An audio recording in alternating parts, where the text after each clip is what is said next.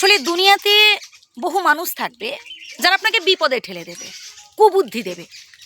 আপনি ভালো কোনো কাজ করার কথা ভাবছেন, দেখবেন আপনাকে সাহায্য করা তো দূরের কথা, আপনার মন ভাঙার চেষ্টা করবে। এই তোর দ্বারা হবে না, তুই পারবি না, ছেড়ে দে।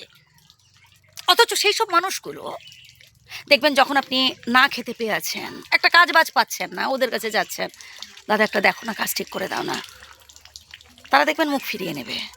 হয়তো তাদের জানাশোনা পরিচয় আছে ভালো জায়গায়, তারা পারলে যোগাযোগ করে দিতে পারে, তারা পারলে আপনার জন্য একটা কাজ ঠিক করে দিতে পারে, কিন্তু করবে না, হিংসে। বা আপনাকে কাজটা পাইয়ে দিয়ে তার লাভ কি? এত স্বার্থপর, এত সুযোগ সন্ধানী। অথচ সেই মানুষগুলো আপনি যখন ভালো কোনো কাজ করতে যাবেন পেছনে লাগার চেষ্টা করবে। একটা নির্দিষ্ট বয়সের পর যখন একটা ছেলের কিংবা একটা মেয়ের বিয়ে হয় না, তাকে এই সমাজ থেকে না বহু কটু কথা শুনতে হয়। এবার আপনি যদি ওদের ওই সব কথা শুনে মন খারাপ করেন বা মানে কোনো খারাপ কোনো একটা সিদ্ধান্ত নেন, তাহলে বলবো আপনি নিজের পায়ে নিজেই কুড়ুলটা বসালেন, ভুল করলেন, বোকামি করলেন। সমালোচকদের কাজটাই হচ্ছে সমালোচনা করা, তারা কখনো আপনার ভালো চাইবে না। এবার আপনাকে আপনার লক্ষ্য স্থির রেখে সামনের দিকে এগিয়ে যেতে হবে। আপনি ধরুন ফেসবুকে নতুন এসেছেন, নতুন ভিডিও পোস্ট করেছেন, আপনি কি ভাবছেন আপনার নিয়ারেস্ট ডিয়ারেস্ট ফ্রেন্ডরা দেখবে? পারলে তাদের ব্লক করে দিন, যাতে আপনার আপনজনেরা আপনার কথাগুলো শুনতে না পারে বা আপনার প্রতিভাগুলো তারা দেখতে না পায়। এটা বেটার। কেন জানেন? কারণ তারা আপনার পোস্টগুলো নিয়ে, আপনার ভিডিওগুলো নিয়ে হাসাহাসি করবে, তামাশা করবে।